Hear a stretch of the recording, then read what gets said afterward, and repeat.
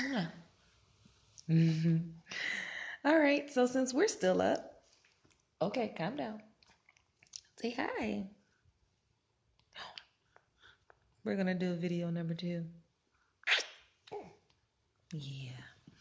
I decided to do a video on breastfeeding, but not just like the average repetitive breastfeeding video that you learn nothing from and you're like, why didn't somebody mention this?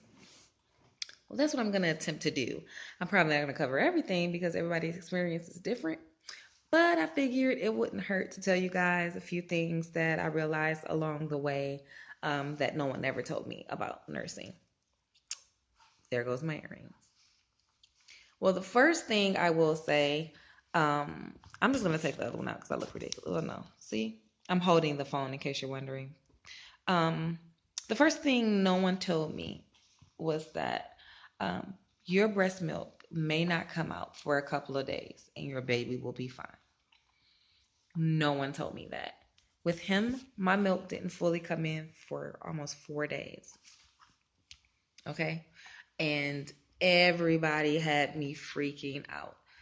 He was born at 6 pounds, 6 ounces. And when we left the hospital, a day and a half later, he was 5 pounds, 14 ounces, which is normal. Babies normally do drop a little bit and then gain back. So I wasn't too worried about it because it wasn't like 3 pounds that he lost. But with that and my breast milk not coming in, I was really worried. But no one, not one person looked at me and said, you know what, that's normal. That kind of happens sometimes because you think how hungry you get, how much you need to eat every day. And you think that, okay, well, I need to feed my baby this. And since, even when you breastfeed, there's no bottles, I don't know how much he's eating. He still doesn't probably eat as much as I think that he eats. Um, but I wasn't thinking in those terms, and that's normal. But no one told me that. Um, Also, no one told me that worrying is normal. Um, just because you come straight from pregnancy and you're so used to people saying that it's your hormones. Excuse me. Sad to say, it's still your hormones. Worrying is normal. People are so worried about postpartum depression, and the first thing they think is you have to be sad. And that's not typically the case. Honestly, the number one thing that causes postpartum is exhaustion. First of all, um, that's a whole different level of exhaustion that you'll never experience until you have a child. And you also can have postpartum anxiety, which I experienced with this pregnancy and after that I had never experienced before. I kept checking to see if he was breathing. I was anxious that he's gonna stop breathing in his sleep and he's just gonna die. I have no reason to think that. There's no basis for it. He was healthy. He still is. Um, but for whatever reason, I just kept checking, kept putting my finger under his nose to see if I felt something. I don't know why. I did not do that with my other two. He is not my first baby. I have a 7-year-old boy and a 4-year-old boy, and I didn't do that with either one of them. And I was younger with them.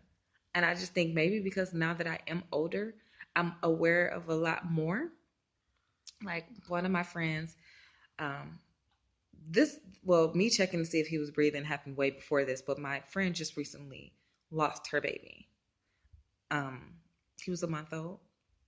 So those things, I don't even know how it happens. It just seems so unreal, but it happens. And for whatever reason, I was acutely aware of that with him, and I just kept checking to see if he was breathing. I have no reason. It was almost like ritualistic with me. It got real bad, and I was just nervous that something he's not all right, and I don't know why I was so antsy with him, but that is also normal.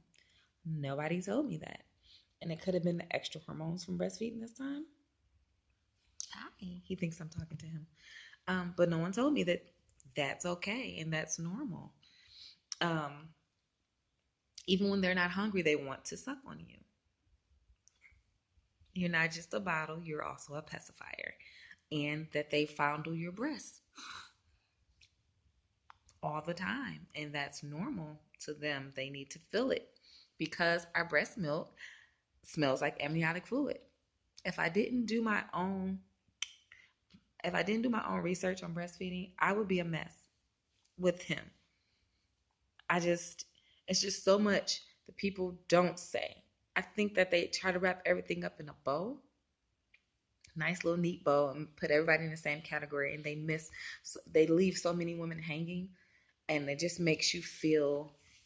It makes you feel weary. You worry about a lot. Am I making enough? Is he eating enough? He's not hungry enough. I'm not doing this right. Just all kinds of stuff. Like my baby, he doesn't like to be burped. He has to burp himself. If I try to burp him, he cries. If I just sit him up and hold him still, he'll burp himself. He's been doing it since he was 3 weeks old, and that's normal. Nobody told me that. So I don't I don't know. I just feel like it's a lot that we miss, especially with nursing. Oh my god. Oh my god. especially as far as your rights too. If you're my friend, hey, if anybody's watching this who knows me personally, you know I'm a big advocate about feed your baby when he's hungry, wherever you want, whenever you want, as long as you're comfortable. Know the laws in your state, because no one's going to tell me to cover up or I can't feed my baby at this table. That's just how I roll, but to each their own. He doesn't like to be covered up all the time. He will literally cry, scream, kick, rip it off, and show everybody my boob anyway. So, yeah, I typically feed him from under my shirt to where I can cover the top and he can nurse here. And then that's just it. Um, and that's normal for your baby to be scared of something covering his face while he eats. That's normal. So yeah, that all and belly sleeping. I am not telling you to lay your baby on his belly. I am fully aware of SIDS. I am fully aware of the danger, and I have a way that I prop him up on his boppy that he sleeps on his belly because he would not sleep on his back. He just wouldn't, and that's normal. I just feel like I don't know. It's hard enough having a baby, especially if it's your first, and you already feel like you don't know what you're doing. So I just I just want to encourage you, ladies, especially if it's breastfeeding.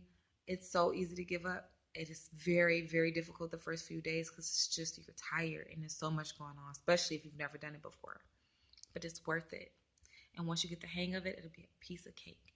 And the bond that you get with your baby, the healthy baby, because even my 4 year olds just they just don't rarely get sick. It's rare. It's rare. So I don't know. There's a lot of benefits to it. But it also comes with a lot of sacrifice. I can't just give him to my husband in the middle of the night and say, hey, feed him a bottle. I'm tired. I am a bottle, you know? But you can do it. I know you don't see it a lot. For whatever reason, African American women don't breastfeed that often. And like my family, like there's none really, none. So you can do this. Just be patient, trust your body. It's hard, but it's worth it, and you can do it. And that's it. I just wanted to give you guys that little tidbit. Know that it's normal. Are you going to say bye bye? Say bye byes. Carter, look at them cheeks. Say bye bye. Bye bye. Bye bye. Yeah.